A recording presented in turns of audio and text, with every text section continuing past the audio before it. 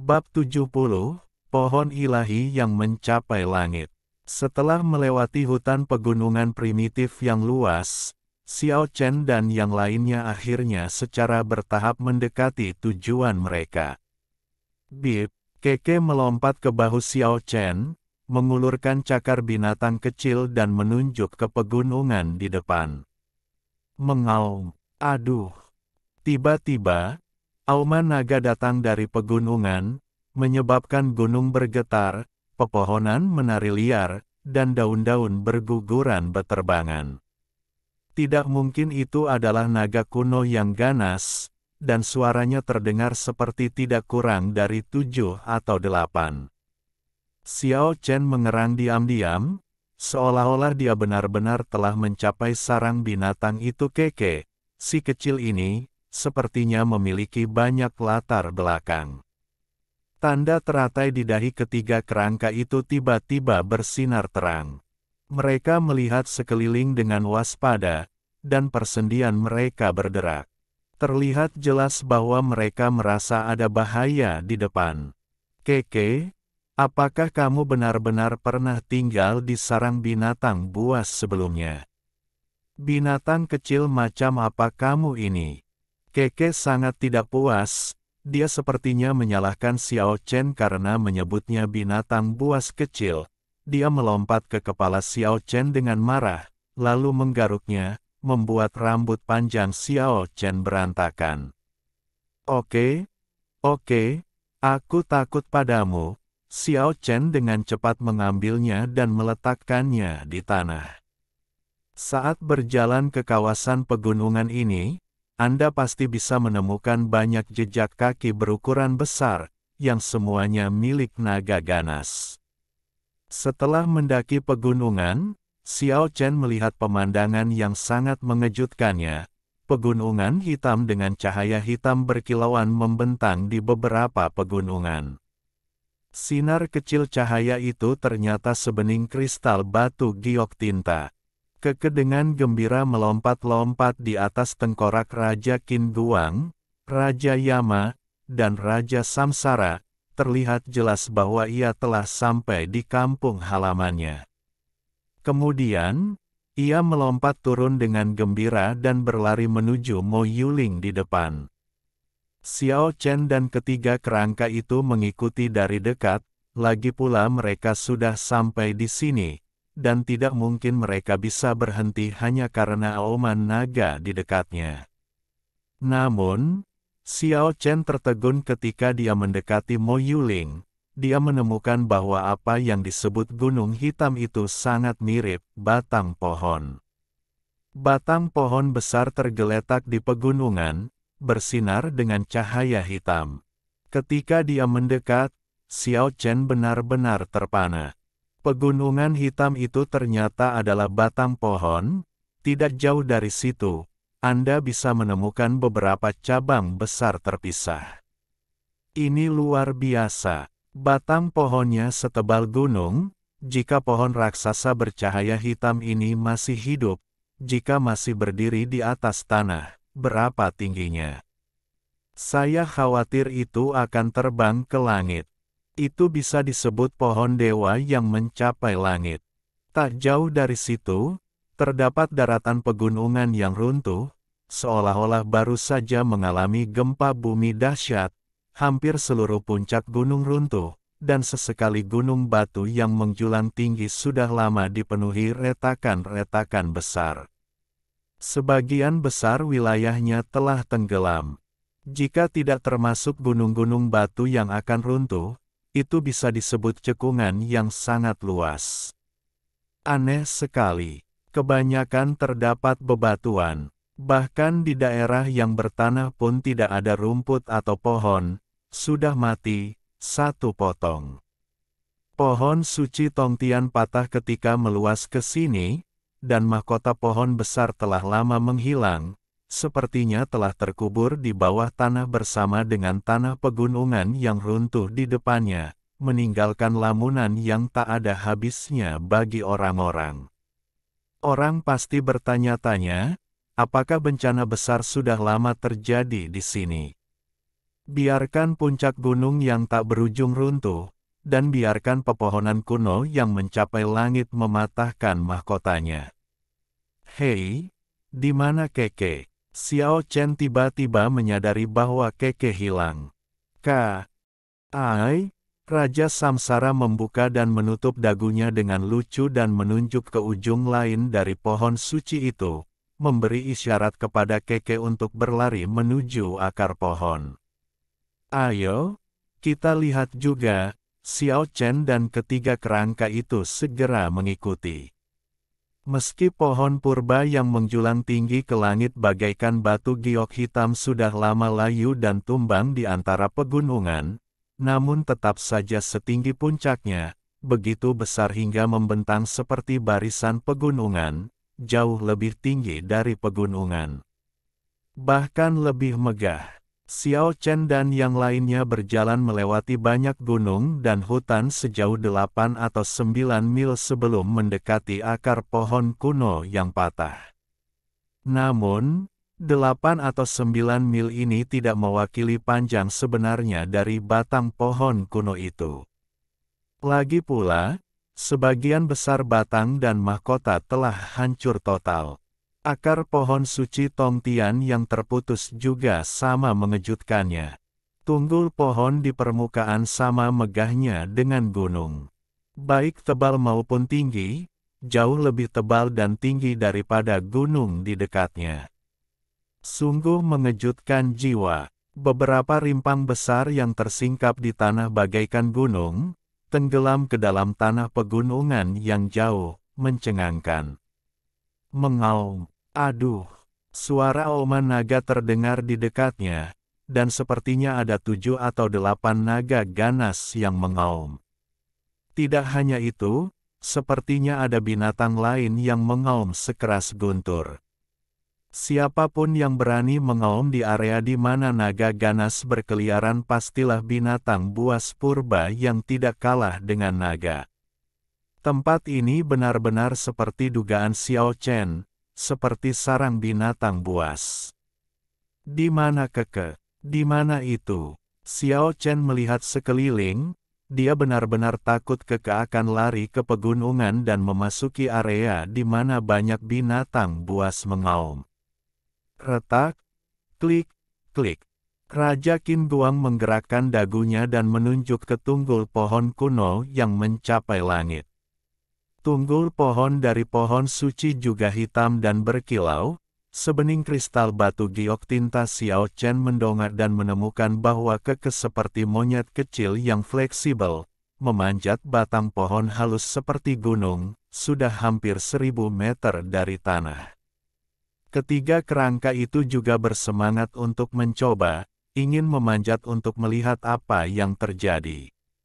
Xiao Chen tersenyum dan berkata, "Oke, ayo naik dan melihat sarang Keke, binatang buas kecil itu." Petik 2. Artinya, dengan tingkat budidayanya, orang biasa tidak akan pernah bisa memanjatnya, karena batang pohon purba sangat jernih seperti batu giok dan sangat halus sehingga sulit untuk menggunakan kekuatan. Tunggul pohon dari pohon keramat tingginya bisa mencapai 1500 meter, sedangkan sebagian besar gunung di Pulau Naga berada di bawah 1300 meter. Tunggul pohon tersebut lebih tinggi dari gunung di dekatnya yang tingginya 1000 meter. Ketika Xiao Chen dan yang lainnya naik ke atas, mereka terkejut lagi.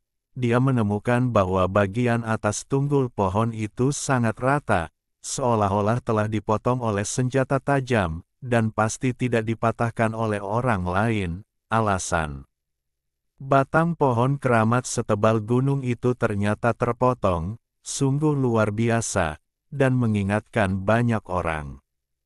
Penampangnya juga mengkilat dengan cahaya hitam, warnanya sama dengan batang pohon, dan puncaknya sangat lebar seperti gunung yang puncaknya datar. Keke tersesat di kejauhan, bergerak tanpa tujuan. Xiao Chen berjalan mendekat dan menemukan bahwa matanya yang cerah dan besar penuh dengan kebingungan, seperti anak hilang, sedikit menyedihkan. Keke, ada apa denganmu? Jarang sekali Keke tidak nakal, diam-diam ia membungkuk dan meringkuk di tanah, bahkan mengeluarkan suara rengekan, seperti anak kecil yang kesepian menangis, seperti hewan terluka yang kehilangan induknya, terbaring menyedihkan tak bergerak, besar dan kecil ada kabut air di mataku. Bab 71, Sarang Binatang Itu. Kesedihan manusia Keke membuat Xiao Chen merasa sedikit masam. Ketiga kerangka itu berjongkok di sekitar binatang kecil itu. Menurut mereka, sungguh aneh bahwa Raja Iblis kecil ini bisa memiliki ekspresi seperti sekarang. Wow, Keke meringkuk menjadi bola pom-pom seputih salju dan merintih seolah dia terluka. Xiao Chen sedingin besi jika menyangkut musuhnya, tapi dia selalu memperlakukan orang-orang di sekitarnya dengan tulus, meskipun Keke adalah binatang kecil. Bagaimanapun juga, mereka telah bersama begitu lama, dan mereka sudah menganggapnya sebagai seorang anak yang aneh. Keke, jangan takut, Xiao Chen berlutut dan memeluk Keke. Keke sepertinya mendapat dukungan, terus menangis, dan membenamkan kepalanya dalam-dalam di pelukan Xiao Chen, sama menyedihkannya dengan saat Xiao Chen pertama kali melihatnya, seperti anak terlantar. Ketiga kerangka itu saling memandang, mereka selalu iri pada binatang kecil itu, dan pemandangan di depan mereka membuat mereka sangat terkejut. Xiao Chen mencoba yang terbaik untuk menebak secara kasar apa yang sedang terjadi melalui pengujian dan pertanyaan berulang kali. Keke sepertinya adalah anak terlantar, ia tahu bahwa ia lahir di sini, tetapi ia belum pernah melihat orang tuanya. Bocah lelaki menyedihkan yang baru lahir itu segera tersesat di pegunungan setelah turun dari pohon suci dan memotong akarnya, lalu mengembara ke pinggiran pulau. Hari ini saya menemukan jalan pulang, tetapi saya tidak pernah menyangka bahwa saya masih tidak akan melihat orang tuanya di sini. Hal ini membuat binatang kecil, yang memiliki emosi yang kaya seperti manusia, merasa sangat kecewa, dan itulah mengapa ia merasa sangat sedih. Keke, jangan kecewa. Xiao Chen tertawa dan berkata, seperti kamu, aku tidak bisa bersama keluargaku lagi. Kita akan menjadi saudara mulai sekarang. Kamu adalah binatang kecil yang kuat, kamu bisa, jangan seperti ini. Jika kamu merasa dirugikan, kamu pastilah seekor binatang buas kecil yang kuat. Hai. Perkataan Xiao Chen benar-benar mengubah mood Keke. Ia mengayunkan kedua cakar kecilnya dengan kesal, mengancam Xiao Chen dengan taring dan cakarnya. Sepertinya ia sangat tidak puas dengan sebutan binatang buas kecil. Xiao Chen menemukan bahwa cara ini sangat efektif dan dengan cepat mengalihkan perhatian Keke. Ayo pergi dan lihat di mana sarang binatang buas kecil itu dan di mana kita menemukan pohon harta karun itu. Xiao Chen memeluk Keke dan berjalan mengitari pohon patah dengan 3 kerangka. Keke melompat turun dari Xiao Chen dengan marah dan berlari menuju tengah pohon yang patah seperti kuda liar. Dia benar-benar terlihat seperti anak kecil dan dengan cepat pulih dari kehilangannya. Penampang pohon suci Babel sangat halus. Xiao Chen terkejut menemukan di area tengah ada beberapa cangkang telur yang pecah, sebening kristal giok ilahi berwarna-warni, dengan cahaya redup mengalir melaluinya. Keke berguling-guling di antara cangkang giok yang pecah ini dengan sedikit keterikatan dan kenakalan, yang membuat Xiao Chen membuka mulutnya karena terkejut. Keke sebenarnya lahir dari telur Paskah seperti giok dewa. Keke terlihat sedikit seperti anak singa, dan sedikit seperti anak harimau. Bulu di sekujur tubuhnya seputih salju dan berkilau seperti batu giok. Sepertinya dia tidak lahir dari telur Paskah. Akan tetapi akan baik-baik saja jika seluruh tubuhnya tertutup sisik, tapi bukan itu masalahnya. Ia memiliki latar belakang yang bagus. Xiao Chen percaya bahwa pengalaman hidup Keke mungkin tidak sederhana. Dia mungkin adalah keturunan binatang buas yang sangat kuat. Kalau tidak, bagaimana dia bisa dilahirkan di sarang binatang buas tempat naga dan banyak binatang buas prasejarah berkeliaran? Ada naga dan binatang yang mengaum di dekatnya. Keke, yang sedan. Ge berguling-guling di antara cangkang giok yang pecah, sepertinya teringat sesuatu, dan mengambil topi pohon harta karun dari kepalanya, lalu menanamnya di samping cangkang giok yang pecah. Akar dari bibit suci segera menembus. Pada penampangnya seperti batu giok hitam. Kamu tidak mau memberitahuku bahwa bibit suci itu digali dari sini, kan? Xiao Chen memandang Keke dengan heran. Keke mengangguk penuh semangat dan mengedipkan matanya yang besar dan cerah. Pohon suci Tongtian telah layu, dan anakan pohon suci tidak dapat menarik energi kehidupan. Xiao Chen memandangi pohon harta karun itu tetapi tertegun sejenak. Ini, pohon muda suci lahir dari akar patah pohon suci Tongtian. Itu seperti pohon mati yang mekar di musim semi, jenis nirwana dan transformasi yang berbeda. Pohon keramat sepertinya tidak lagi sama dengan pohon purba Tongtian, spesies. Ini jelas merupakan pohon suci sejati, tidak heran ia tetap hidup bahkan setelah meninggalkan tanah. Namun pohon kecil itu nampaknya sedikit disayangkan, dan menjadi jatah anak terlantar Keke. Setelah Keke lahir, ia bertahan hidup dengan menghisap daun giok dari pohon kecil tersebut. Setelah mengetahui secara kasar apa yang terjadi, Xiao Chen merasa sedikit emosional. Mungkinkah orang tua Keke sengaja meninggalkan jatah seperti itu? Binatang kecil misterius itu mungkin tidak lebih buruk dari Raja Naga pendamping legendaris itu, pikir Xiao Chen. Haha, Keke berguling-guling di antara cangkang batu giok yang pecah, sepertinya sudah benar-benar menghilangkan moodnya yang hilang, tertawa seperti dulu saat dia bahagia. Bangun, berhenti berguling-guling. Xiao Chen menarik Keke, lalu mengumpulkan sekumpulan cangkang giok, dan berkata, ini kartu identitasmu. Biarkan aku menyimpannya untukmu. Dia merobeknya, bungkus pakaian berikutnya dan membawanya di punggung Anda. Oh, raungan naga besar mengguncang pegunungan di dekatnya. Gelombang suara yang bergulung sangat keras di udara tinggi, dan getaran arus udara dapat dirasakan dengan jelas. Ayo, kita ke sana dan melihat. Raungan naga datang dari pegunungan di timur. Xiao Chen dan yang lainnya berjalan di sepanjang bagian pohon kuno yang mencapai langit, dan melihat ke depan saat mereka mendekati tepinya. Beberapa raksasa bersisik dan memancarkan cahaya ilahi yang kabur, bergerak di antara pegunungan tidak jauh.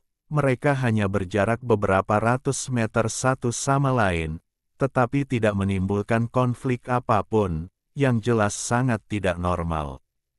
Itu adalah beberapa naga yang ganas. Raja yang biasanya mendominasi satu sisi tidak bisa membiarkan binatang buas lain memasuki wilayahnya. Xiao Chen terkejut, dia dengan jelas melihat Cian Tyrannosaurus, dengan tubuh besar sepanjang 50 meter, cahaya Cian yang kabur membuatnya sangat menakutkan. Tak jauh dari Cian Tyrannosaurus, terdapat monster raksasa yang panjangnya juga bisa mencapai 50 meter, momentumnya tidak kalah sama sekali, seluruh tubuhnya bersinar dengan cahaya kuning muda, seolah-olah terbuat dari kuningan. Kelihatannya seperti pejuang yang hebat, tapi jelas bukan singa. Tubuhnya ditutupi sisik naga kuning yang bersinar, kepalanya ganas dan menakutkan, sepasang mata birunya sama tangguhnya dengan dua Will-O, the Wisps, dan belenggu, seperti singa. Seluruhnya terdiri dari taji tulang besar yang panjangnya beberapa meter, dengan cahaya kuning tua.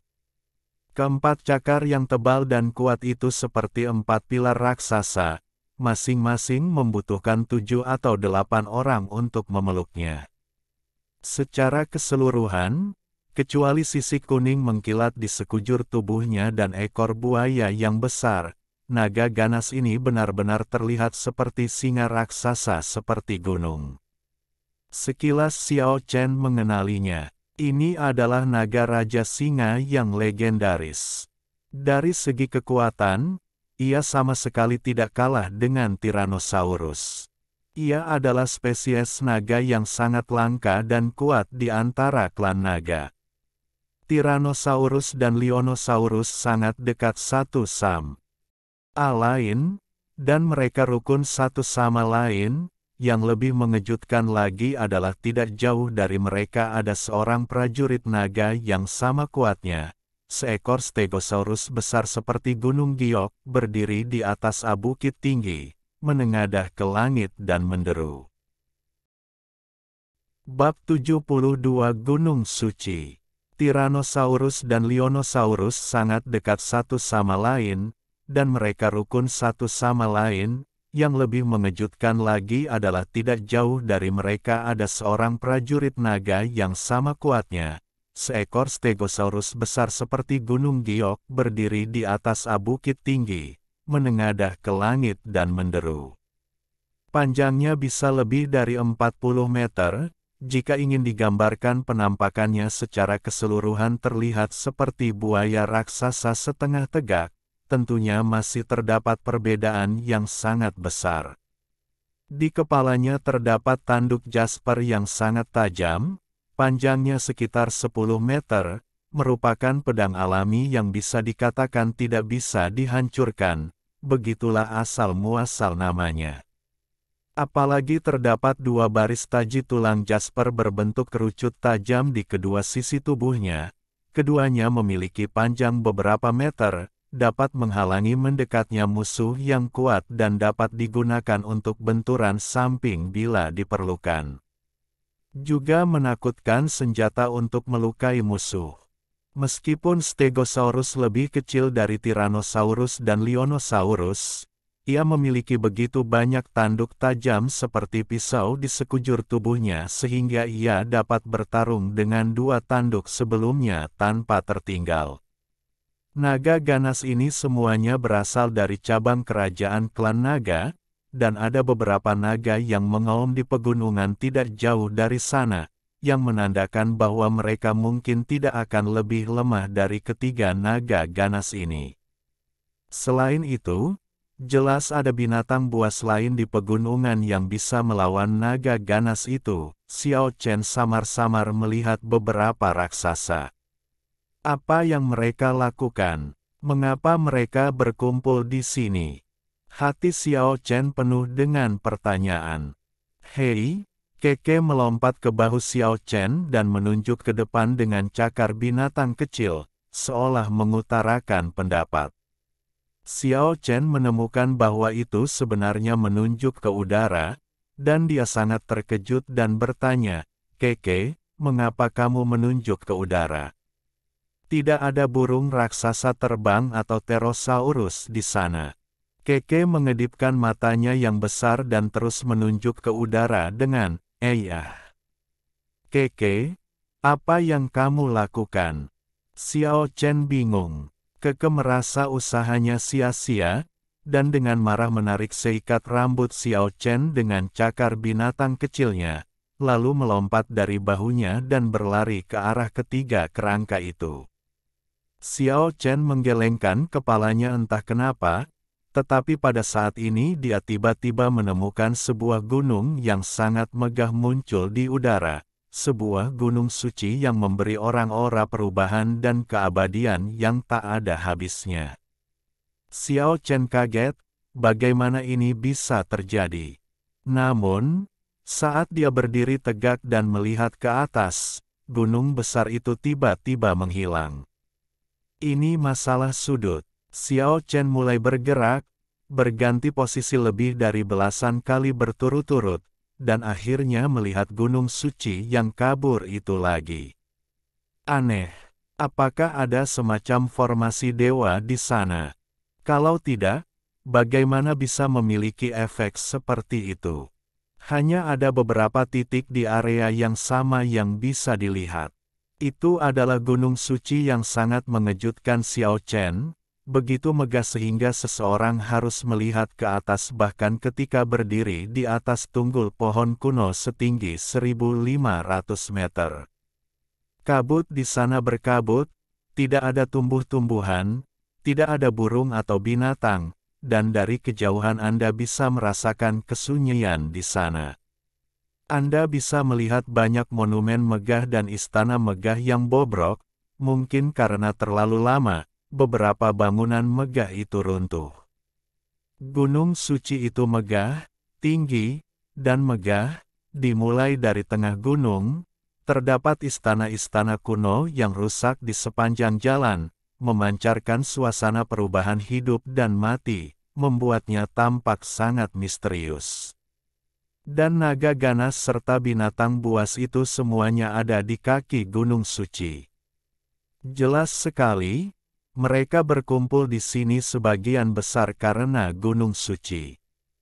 Kabut berada jauh di dalam gunung suci, dan auman naga dan binatang sangat menakutkan. Xiao Chen terus memindahkan posisinya di bagian pohon kuno dan menemukan bahwa hanya ada 3 titik dalam jarak 100 meter persegi di mana gunung suci dapat dilihat. Ini sangat misterius. Menurut spekulasinya, pasti ada dewa kuno formasi terperangkap di sana. Keke, pernahkah kamu melihat gunung suci itu sebelumnya? Keke menggelengkan kepalanya, melompat ke tengkorak Raja Samsara dengan suara, dan memandang gunung suci dengan rasa ingin tahu. Apakah binatang buas ini pernah tinggal di daerah ini sebelumnya? Xiao Chen bertanya lagi. Dia ingin tahu apakah binatang purba itu baru saja tiba di sini, atau apakah mereka telah berkeliaran di dekat gunung suci. Keke mengangguk, menunggu untuk memberi tahu Xiao Chen bahwa daerah ini selalu menjadi daerah di mana binatang purba berkeliaran. Sepertinya gunung suci tidak muncul baru-baru ini. Binatang-binatang purba ini telah mengetahui keberadaannya sejak lama. Xiao Chen tidak bisa tidak memikirkannya. Ini adalah Pulau Naga yang tersegel. Orang-orang tinggal di Pulau Naga ini bertahun-tahun yang lalu. Klan naga bisa bertarung melawan dewa. Dengan cara ini, istana kuno dan misterius di Gunung Suci yang megah itu dibangun oleh klan naga saat itu, atau itu adalah istana para dewa kuno. Ada juga pohon suci yang mencapai surga di depan Gunung Suci, yang memberikan imajinasi lebih tak terbatas kepada orang-orang. Rusaknya pohon kuno yang mencapai langit ini mungkin terkait dengan penyegelan naga. Xiao Chen dan kelompoknya turun dari pohon kuno yang mencapai langit, dan mereka menyelinap diam-diam menuju Gunung Suci. Tentu saja, mereka melewati binatang purba dari kejauhan, dan mereka hanya bisa menghindari naga ganas dan binatang jahat. Namun, ketika mereka melewati area yang luas dan mendekati Gunung Suci yang tersembunyi di kehampaan lagi, mereka menemukan ada binatang buas yang mengelilingi mereka dari segala arah. Dilihat dari kejauhan, seekor binatang besar seperti bukit sedang bergoyang di dalam hutan, dan aura yang tragis dan menyeramkan memenuhi hutan. Ini jelas merupakan binatang yang menakutkan yang telah membunuh ribuan makhluk. Xiao Chen tanpa daya menemukan bahwa tidak bisa mendekati mereka sama sekali. Ada binatang buas di segala penjuru Gunung Suci. Si kecil Keke tidak tahu apakah dia benar-benar bingung atau benar-benar tidak takut. Dia sebenarnya ingin bergegas. Jika bukan karena Xiao Chen yang memegangnya erat-erat, binatang kecil itu akan berlari dengan cepat. Saat malam tiba, auman binatang buas menjadi semakin jarang, dan gunung-gunung mulai bergetar hebat. Banyak binatang buas yang mengaum dan kembali ke sarangnya masing-masing. Cahaya bulan seperti air, Xiao Chen dan yang lainnya mulai mengambil tindakan.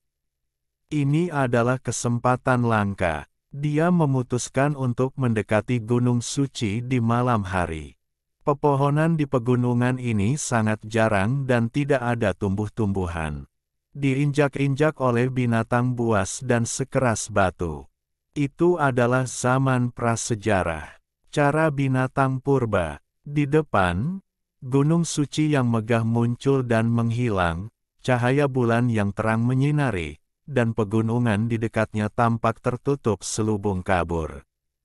Oh, raungan keras tiba-tiba terdengar, hampir membuat Xiao Chen tuli. Dedaunan beterbangan liar di pegunungan, dan aura ganas yang tak ada habisnya keluar. Naga Raja Singa belum pergi. Menghadapi Gunung Suci, ia mengaum ke bulan. Hampir semua cahaya kuning muda di tubuhnya telah berubah menjadi cahaya keemasan yang menyilaukan. Bau darah yang tak ada habisnya memenuhi udara. Itu adalah jelas merupakan pembunuhan permusuhan yang menyertai tubuh setelah memperoleh jiwa yang tak ada habisnya. Rasanya ingin bergegas menuju Gunung Suci. Setelah mengaum terus-menerus, ia berlari keluar dengan keras. Seolah-olah bumi berguncang, dan gunung-gunung di dekatnya pun bergetar. Naga Raja Singa yang besar seperti gunung menabrak pepohonan hutan yang tak berujung, bersinar dengan cahaya keemasan terang, dan bergegas ke Gunung Suci, tetapi tiba-tiba auman naga menghilang, dan Naga Raja Singa tiba-tiba menghilang. Raja Naga sepanjang 50 meter sepertinya telah menguap begitu saja. Keheningan yang mematikan. Lion King Dragon menghilang tanpa jejak, seolah-olah dia telah masuk ke dunia yang tidak dikenal.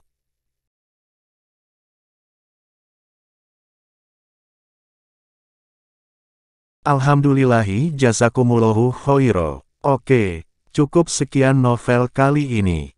Mungkin ada kata-kata yang kurang pas, saya minta maaf yang sebesar-besarnya. Semoga yang sudah baca Allah paring kesehatan, rezeki yang barokah, dan umur yang panjang. Amin. Untuk membantu admin jangan lupa klik tombol subscribe ya.